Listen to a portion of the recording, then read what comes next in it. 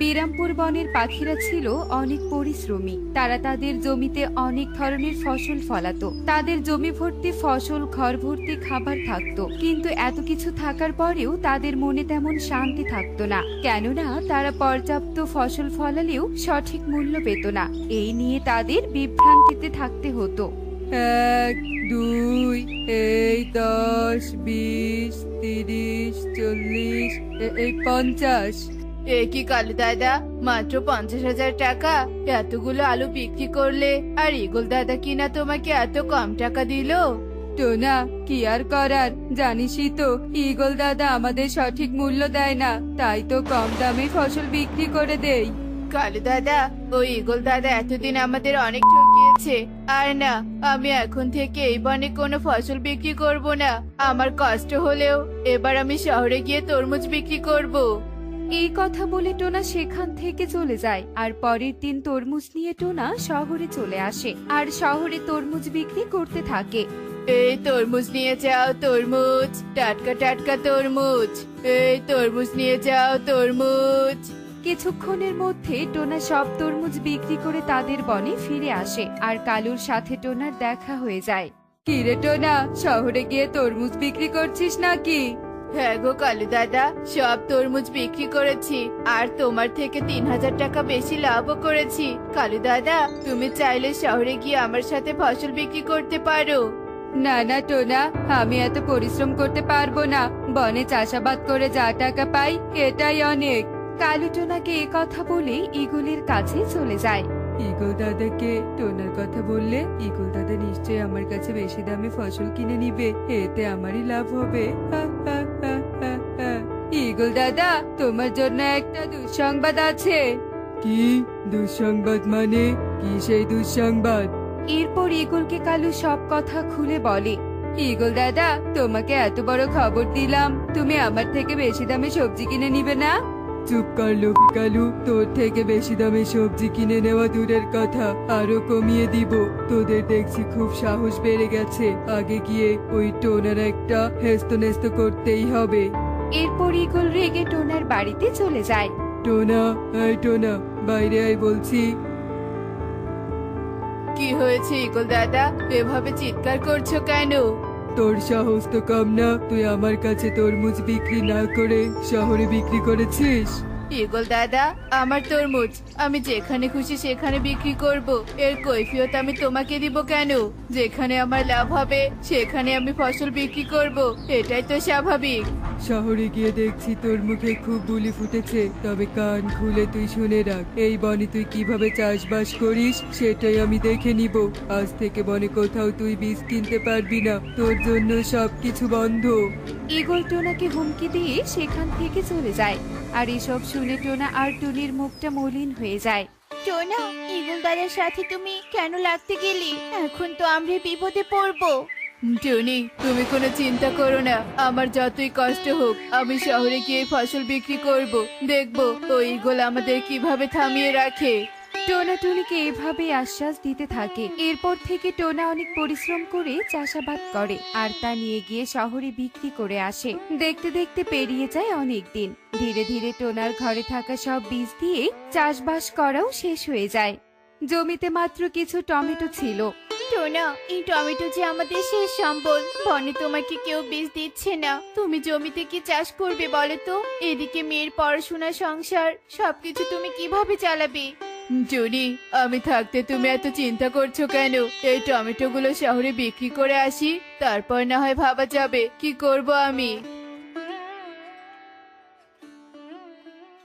এই টমেটো নিয়ে যাও, টমেটো, টাটকা টাটকা লাল লাল সতেজ টমেটো। এই টমেটো নিয়ে যাও, টমেটো। টোনা অনেক হাত ডাক করতে থাকে, কিন্তু টোনার থেকে কেউই টমেটো কিনতে আসে না। হঠাৎ সেই পথ দিয়ে তোতা অটো দিয়ে যাচ্ছিল আর এত সতেজ লাল লাল টমেটো দেখে তোতা অটো থেকে নেমে আসে। আরে বাহ, টমেটো গুলো একদম অথেন্টিক লাগছে।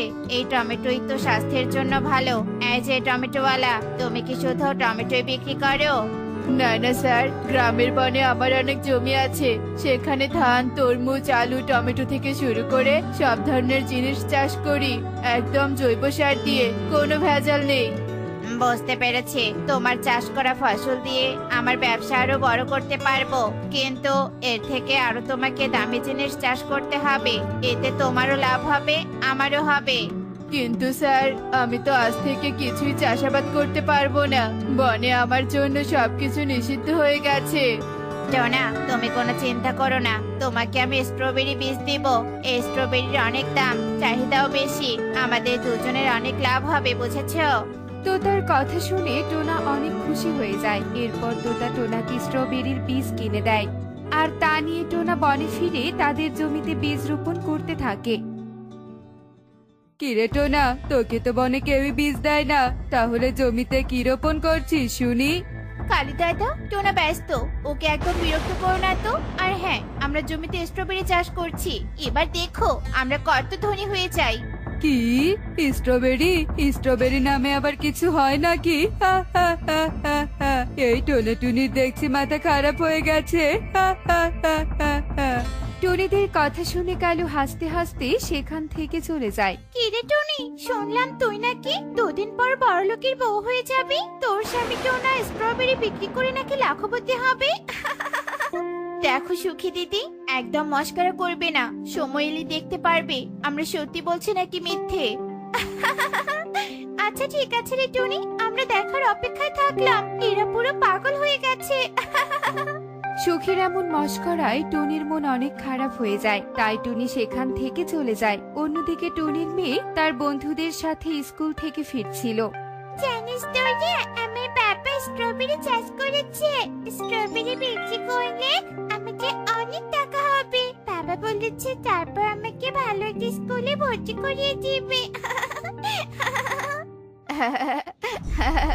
টুকি, তোর এই স্বপ্নই থেকে যাবে। মনে সবাই বলাবলি করছে তোদের বাবা মা নাকি পাগল হয়ে গেছে, আর সাথে তুইও। আরে কান্নাক, এভাবে আসছিস কেন? ছেঁড়া কাঁথায় থেকে লাখ টাকার স্বপ্ন যে কেউ দেখতে পারে, তেমন টুকিরাও দেখছে। বন্ধুদের এমন হাসি ঠাট্টায় টুকি কান্না করে দেয়, আর কাঁদতে কাঁদতে টুকি বাড়িতে চলে যায়।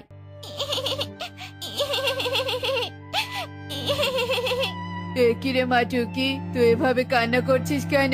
কি হয়েছে তোর? কেন কাঁদবো না শুনি? তুমি তো বলেছিলে স্ট্রবেরি বিক্রি করে আমরা ধনী হয়ে যাব, আর এগুলো শুনে ওরা আমাকে নিয়ে হাসাহাসি করছে। টুকি ঠিকই বলেছে, শুধু ওর সাথে নয় আমার সাথে এমন হচ্ছে। বনের সবাই আমাদের নিয়ে যা তা বলছে টোনা, তবে কি আমরা সত্যি ভুল কিছুর জন্য স্বপ্ন দেখছি? টনি, তুমি কি আমাকে বিশ্বাস করো না? তোতা স্যার মিথ্যে কথা বলতেই পারে না। দেখে নিও, আমরা ঠিক বড়লোক হয়ে যাব। এত চিন্তা করে লাভ নেই, আমাদের স্ট্রবেরি গাছের যত্ন নিতে হবে। চলো জমিতে। এরপর টোনা টুনি জমিতে চলে যায়, আর তারা রোজ রোজ স্ট্রবেরি গাছের অনেক যত্ন নিতে থাকে। দেখতে দেখতে অনেক দিন পেরিয়ে যায়, আর টোনার জমিতে অসংখ্য স্ট্রবেরি ধরে পেকে পেকে লাল হয়ে যায়। টোনা, আমরা সফল হয়েছি। আমাদের এবার সবাইকে দেখিয়ে দেওয়ার সময় এসে গেছে। তুমি তোতা স্যারকে খবর দাও, উনি এসে সব স্ট্রবেরি নিয়ে যাক। এরপর টুনির কথা মতো টোনা তোতাকে ফোন করে, আর তোতা অনেক স্ট্রবেরির কথা শুনে অনেকগুলো ঠেলা গাড়ি নিয়ে আসে। আর এত কিছু দেখে বনের পাখিরা অবাক হয়ে যায়। ধন্যবাদ টোনা, তোমার কারণে আমি এতগুলো অর্থনৈতিক স্ট্রবেরি পেলাম। এই নাও 2 লক্ষ টাকা। এখন থেকে তুমি যাই চাষ করবে আমাকে খবর দিবে। আমি অনেক দাম দিয়ে তোমার কাছে সবকিছু কিনে নিয়ে যাব। তোমরা সবাই দেখো, আমরা মিথ্যে বলিনি আর পাগল হইনি। সত্যি সত্যি স্ট্রবেরি চাষ করে আমরা লাখপতি হয়ে গেছি। হ্যাঁ হ্যাঁ, তোমরাও চাইলে হতে পারবে। তোমাদের কষ্ট করে শহরে যেতে হবে না, যোগাযোগ মাধ্যম উন্নত হয়েছে। আমি নিজে এসে নিয়ে যেতে পারবো। সত্যি বলছেন স্যার? আপনি আমাদের সবজি কিনবেন? টোনা, তোকে অনেক ধন্যবাদ রে। আজ তোর কারণে আমাদের ভাগ্য খুলে যাচ্ছে।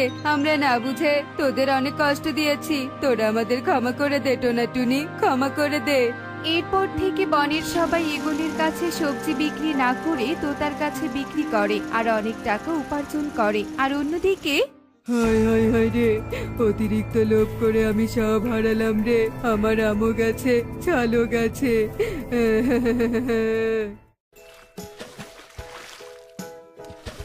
তো বন্ধুরা, ইচ্ছে শক্তি থাকলে সকল কাজে সফলতা অর্জন করা যায়। লক্ষ্য স্থির করুন আর সেই হিসেবে পরিশ্রম করে সফলতা অর্জন করুন। এমনই সব মজার মজার শিক্ষণীয় টুনি পাখির গল্প দেখতে আমাদের সাথেই থেকো। আর গল্পটি কেমন হয়েছে তা কমেন্টে জানাতে ভুলো না কিন্তু। Bye bye.